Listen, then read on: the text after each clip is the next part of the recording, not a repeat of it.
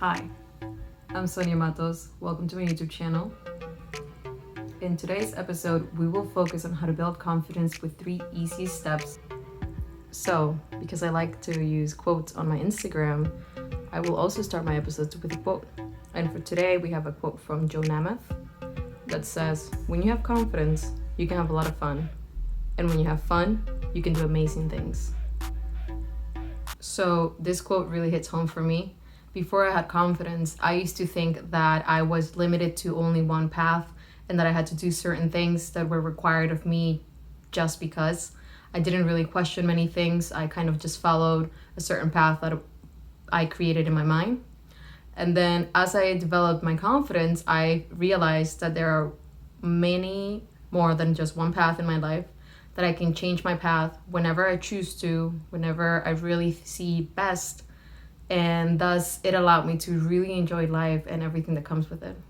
Before moving on to the steps on how to build confidence, I just want to share with you a little bit of my journey on how I built confidence. And this really can be separated into 2 categories: before New York and after New York.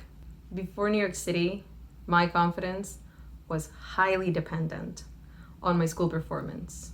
Even though I had great things in life, I had good family support, I had many friends in Peru and in the US, my performance in school was the main indicator for how I felt that day, pretty much. And because it was always good, I thought I always felt happy. But this wasn't the case. Fast forward to New York City. Since I no longer had to attend school, the lack of gratification from my school accomplishment made me feel lost. And also, I didn't have any friends or knew anyone in the city. So I started feeling lost, and all of this led my confidence level to go down to the lowest level it's ever been. But luckily, a friend of mine, Fig, recommended a book that it's called The Happiness Advantage, which at that point I was a little skeptical to read because I had never really read for pleasure. However, because I had no other options, I decided to just read it and say, why not?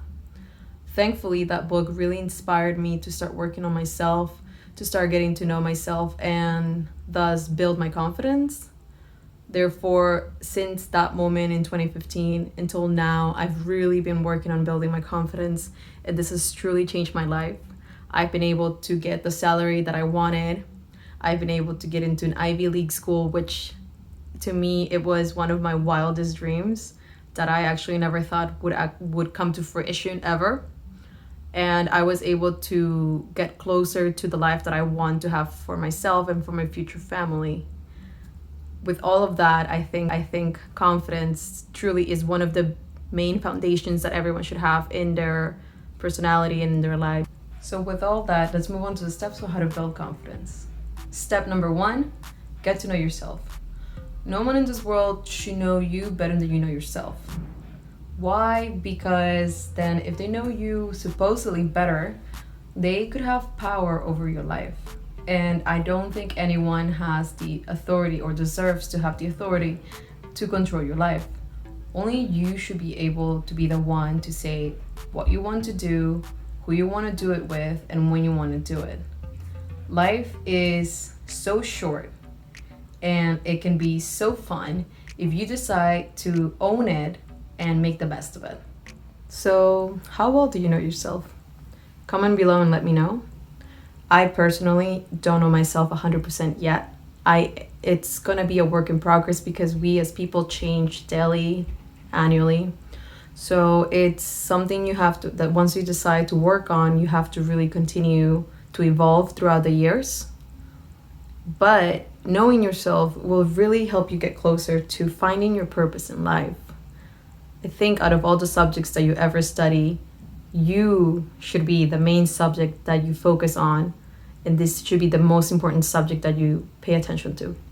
A few things that you can do to get to know yourself are get to know your personality, understand your core values, and discover your likes and dislikes. Your personality, your likes and dislikes are the what of your life. What you're good at versus what you're not so good at. What a good day means to you versus what a bad day means to you. What you like versus what you dislike. Understanding the what of your life will help you get a clearer picture for how you want to live it. And understanding your core values are the why of your life. These are the fundamental beliefs that you have as a person, and they highly influence your decision making and communications, amongst other things. Step number 2, take care of yourself. One of the first things you can do to take care of yourself is keep a journal. This can help you see different perspectives by prioritizing ideas, fears, or concerns, especially now that we're living in an uncertain world. When you track your ideas and emotions, you'll be able to observe patterns throughout your journal, and thus you'll learn ways to control your emotions better. Another thing that you can do is read books. Not only will you improve your knowledge and vocabulary, but reading can also help you reduce stress. Lastly, you should schedule some time for yourself, or as my friend would call it, have some me time. This can help you reduce stress and control your emotions better. Likewise, it will also help you recharge for the following week. And everyone will thank you. Trust me.